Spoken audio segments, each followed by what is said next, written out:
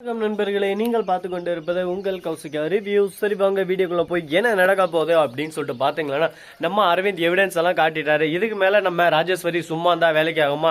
இவன் முன்னாடி நாமளாவது நல்லவளா காட்டிக்கணும், இந்த ரஞ்சிதத்தை பேடா காட்டணும் அப்படின்னு சொல்லிட்டு முடிவு பண்றாங்க. உடனே கொதிக்கிற வெந்நீர்ல அப்படியே சும்மா தர நம்ம ராஜேஸ்வரி இழுத்துன்னு போறாங்க. ரஞ்சிதத்தை இழுத்துன்னு போய் ரஞ்சிதன் கையை உள்ள விடுற மாதிரி லைட்டா விட்டு எடுக்கிறாங்க. ஐயோ அம்மான்னு கத்துறாங்க. ஒரு பக்கம் வாயை அடைக்கி பிடிச்சுன்னு, இந்த மாதிரி தான் என் தம்பிக்கும் வலிச்சிருக்கோம், என் தம்பி அந்த நிலைமைக்கு ஆளாக்கணும்னு நான் சும்மா விட மாட்டேன்டி அப்படின்னு சொல்லிட்டு கொதிக்கிற இதெல்லாம் விடுறாங்க. ஐயோ மேடம் என்ன பண்றீங்க, இந்த மாதிரி பண்ணாதீங்க அப்படின்னு சொல்லிட்டு அரவிந்த் ஒரு பக்கம் கத்துறாரு. அதே சமயத்துல அடுத்து என்ன நடக்குதுன்னு சொல்லிட்டு பாத்தீங்கன்னா, வெளியே அரவிந்தும் போயிடுறாரு. அதுக்கப்புறம் ரஞ்சித் கிட்ட உடனே இவங்க பேச வராங்க. ரஞ்சித் வந்து, ராஜம்மா எதுக்குமா இந்த மாதிரி பண்ணீங்க, கை இப்படி வலி, நீங்க சொல்லி தானே பண்ண அப்படின்னு சொல்லிட்டு அவனுக்கு சந்தேகம் வந்துச்சுடி. ரெண்டு பேரையும் அழகா மாட்டி விட்டுருவான். இப்ப இந்த பிரச்சனை இதோட முடிக்கணும்னா அதுக்கு ஒரே வழி இது மட்டும்தான். நீ எதுக்கும் கவலைப்படாத, இவனை எந்த விதத்தில் விரட்டணுமோ அந்த விதத்தில் நம்ம வெட்டிடலாம். இவங்ககிட்ட ஆதாரம் கிடைச்சிருச்சு, கிடைக்காம மட்டும் இருந்துச்சு, இவனை துண்டாக்கானம் துணியக்கானு ஓட விட்டுக்கலாம். எல்லாமே அவனுக்கு சாதகமாக அமைஞ்சிருச்சு அப்படின்னு சொல்லிட்டு ஒரு பக்கம் டென்ஷனில் இருக்காங்க. சரி, என்னதான் டென்ஷன் இருந்தாலும் நீங்கள் இந்த மாதிரி பண்ணிக்கூடாது அப்படின்னு சொல்லிட்டு சொல்ல, நான் அந்த மாதிரி பண்ணதுனால தான் நீ தப்பிச்சேன், இல்லைனா அடுத்த செகண்டே அவன் எட்டு போயிட்டது விஜய் கிட்ட காட்டினா உன்னை வீட்டை விட்டு துரத்திட்டு இருப்பான். அதுவும் விஜய்க்கு நடந்துட்டுக்கடா விஜய் துரத்திக்க மாட்டான். மல்லி மேலே உந்துதான் மல்லி முகம் என்ன இருக்கும், அவ்வளோ என்ன பண்ணுமோ அப்படின்னு சொல்லிட்டு உன்னை வீட்டை விட்டு துரத்திட்டு இருப்பான். அதுக்கப்புறம் நீ போய் தென்பாண்டி சீமையிலே அப்படின்னு சொல்லிட்டு பாட்டு ரோடோரம் தான் உட்காந்துருங்க, அதை ஃபஸ்ட்டு நல்லா புரிஞ்சுக்கும் அப்படின்னு சொல்லிட்டு நல்லா அப்படியே சும்மா விளக்கமாத்தால் அடிக்காத குறையா தெளிவாக அழகாக புரிய வைக்கிறாங்க. இதுக்கப்புறம் நம்ம ரஞ்சிதம் திருந்துவாங்களா திருந்த மாட்டாங்களா, ராஜேஸ்வரியும் திருந்த மாட்டாங்க. இவங்க ரெண்டு பேருக்கும் சரியான அடி கொடுத்தாதான் இவங்க வாழ்க்கையில இனிமே முன்னேறுவாங்க. அதை விட்டுட்டு இவங்களை தேவையில்லாம நம்ம ஊக்க வைக்க கூடாதுங்க. இவங்களை ஊக்க வைக்கிறதுனால ஓவர் சீனு போட்டணும், ஓவர் பந்தா காட்டணும், ஊரெல்லாம் ஒரு பக்கம் இந்த மாதிரி கேவலமான வேலை செஞ்சேன்னு தெரிஞ்சுன்னு இருக்காங்க. அது மட்டும் இல்லை, மல்லி இருந்துன்னு ஒரு பக்கம் சந்தோஷமா இருக்காங்க. அரவிந்த் உங்களாதான் இந்த சந்தோஷமே, இந்த சந்தோஷத்தை தந்தவங்களுக்கு நான் ரொம்ப நன்றியா சொல்றேன். ஆனா இருந்தாலும் அவருக்கு இந்த மாதிரி நடந்துக்கூடாது. நடந்ததுனால தான் அவர் கூட நான் ரொம்ப க்ளோஸாக இருக்கேன். அது மட்டும் இல்லாமல் அவருக்கு ஒவ்வொரு விஷயத்தையும் பார்த்து பண்ணுறேன். அவரே என் கூடயே இருக்காரு எந்த நேரம் பார்த்தாலும்.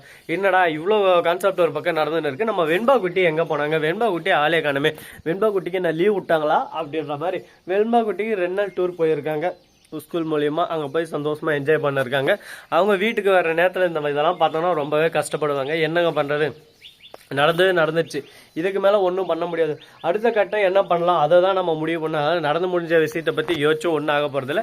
சரி, அடுத்து என்ன பண்ண போகிறாங்க, ஏது பண்ண போகிறாங்க, அடுத்து இவங்களோட இது என்னவா இருக்கும் அப்படின்னு சொல்லிட்டு ஒவ்வொரு விஷயத்தையும் நம்ம கரெக்டாக சிந்திக்கணும். ஏன்னா இவங்க பண்ணுற ஒவ்வொரு விஷயம் அது நமக்கு ஆப்பாக்கடாக வந்து அமையும். ஏன்னா அந்த அளவுக்கு இவங்க போடுற எஃபெக்ட் எல்லாமே ஒரு பக்கம் ரொம்பவே கிரிட்டிக்கலாக இருக்குன்னா பார்த்துக்கோங்களேன். இவங்க பண்ணுற ஒவ்வொரு விஷயத்துலையும் அப்படியே சும்மா அக்கு வேறு ஆணி வேற பிச்சு பேரை எடுக்கிறாங்க. அப்படியே சும்மா தெறிக்க விடலாமா அப்படின்ற மாதிரி தான் ஒரு பக்கம் பண்ணிருக்காங்க.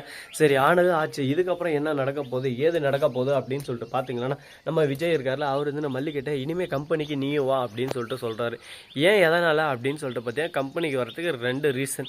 ஃபஸ்ட்டு ரீசன், நம்ம மல்லி கம்பெனிக்கு வரதுக்கு மூலமாக கம்பெனியில் இருக்கிற எல்லா விஷயத்தையும் ஷேர் பண்ணணும், இவை எல்லாத்தையும் கற்றுக்கணும் அப்படின்னு சொல்லிட்டு ஒரு முடிவு எடுக்கிறாரு. எதுக்காக அப்படின்னு சொல்லிட்டு பார்த்தீங்களன்னா, இனிமேல் இந்த வீட்டை ஆள போகிறது நீ தான், அதனால் உனக்கு எல்லாமே தெரிஞ்சிருக்கணும், ஒவ்வொன்றா நீ கற்றுக்கோ அப்படின்னு சொல்லிட்டு கூட்டின்னு போகிறாரு.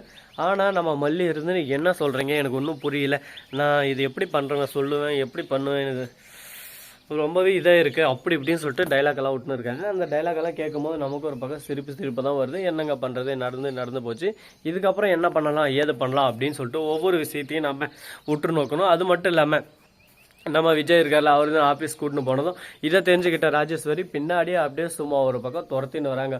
ஏன்டா இவளுக்கு வேற வேலையே இல்லையடா, எதுக்குடா இப்படி பண்ணுறா, நாமளே டென்ஷனில் உட்காந்து இருக்கோம் ஒரு பக்கம், இவன் வேற ஒரு பக்கம் டென்ஷனை ஏற்றுறாளே, இவளை வச்சு நீ எப்படி தான் ஓடியாருது, என்னதான் பண்ணுறது, இதுக்கு ஒரு எண்டே இல்லையா, இதுக்கு ஒரு முடிவே இல்லையா அப்படின்னு சொல்லிட்டு பல கட்டமாக ஒரு பக்கம் யோசிச்சுன்னு இருக்கும். பார்த்துக்கலாம், வாழ்க்கைன்னா 1000 நஷ்டம் தொக்கம் தொயிரம் எல்லாமே இருக்கும். எல்லாத்தையும் பார்த்தா மட்டும் தான் வாழ்க்கையில் ஜெயிக்க முடியும். அதை விட்டு ஐயோ இப்படி நடந்து போச்சா, ஐயோ அப்படி நடந்து போச்சுன்னு சொல்லிட்டு போராடுறதுனால ஒன்றுமே நடக்க போகிறது இல்லைங்க, ஒரு யூஸும் இல்லை. அதனால் அடுத்து என்ன பண்ணலாம் அப்படின்னு சொல்லிட்டு ஒவ்வொரு விஷயத்தையும் நம்ம பார்த்து நம்ம பாட்டுக்கு 1 by 1 ஸ்டெப் வச்சுன்னு போயினே இருக்கணும். அப்போ தான் வாழ்க்கையில் முன்னேற முடியும். சரி, போனது போச்சு, இதுக்கப்புறம் என்ன நடக்க போகுது ஏது நடக்க போகுது அப்படின்னு சொல்லிட்டு பார்த்தீங்களன்னா, நம்ம வெண்பா இருக்காங்களா, அவங்க இருந்து வீட்டுக்கு வராங்க. வந்து டாடா கையை பார்த்து ரொம்பவே கதறி கதறி எழுறாங்க. ஐயோ டாடா இப்படி ஆகி போச்சுன்னு சொல்லிட்டு. சரி நடந்துச்சு. இதுக்கப்புறம் மல்லியம்மா நீங்கள் தான் டாடாவை பார்த்துக்கணும் அப்படி இப்படின்னு சொல்லிட்டு இருக்கேன். மல்லியம்மா நல்லா என்ன பார்த்துக்கிறா, மல்லியம்மா மாதிரி ஒரு துணை கட்சத்துக்கு நான் ரொம்பவே கொடுத்து வச்சிருக்கணும். இதே என் அக்காவுக்கிட்டும் யாரானக்கட்டும், ஆனால் என்ன அவ்வளோ கேர் எதுவுமே எடுத்துக்கல, சும்மா நார்மலாக அடிபட்டுருச்சு அப்படின்னு சொல்லிட்டு ஆதங்கப்பட்டாங்க. கொஞ்ச நேரம் கோவப்பட்டாங்க. மற்றபடி யாருமே என் மேலே கேர் எடுத்துக்கல. ஆனால் மல்லி தான் எல்லா விஷயத்துலையும் என் கூடவே நின்று எனக்காக எல்லாமே பண்ணா. அவளை மாதிரி ஒரு துணை கிடைச்சதுக்கு நான் ரொம்ப கொடுத்து வச்சிருக்கணும் அப்படின்னு சொல்லிட்டு ரொம்பவே ஃபீல் பண்ணி நம்ம விஜய் பேசினிருக்காரு. அது கேட்கும்போது நமக்கு ஒரு பக்கம் சந்தோஷமாக இருக்கும், ஒரு பக்கம் திருப்தியாகவும் இருக்குது. ஸோ நண்பர்களே, இந்த வீடியோ பிடிச்சிருந்தா லைக் பண்ணுங்கள், கமெண்ட் பண்ணுங்கள், ஷேர் பண்ணுங்கள், டிண்டிங் பெல்லை தட்டி விட்டு போங்க. அப்போ தான் நாம் போகிற அடுத்தடுத்த வீடியோ உடனுக்குடன் வரும். மிக்க நன்றி. தேங்க்ஸ் ஃபார் வாட்சிங். Tata, C you. நன்றி, வணக்கம், வந்தனம், வருக, தருக.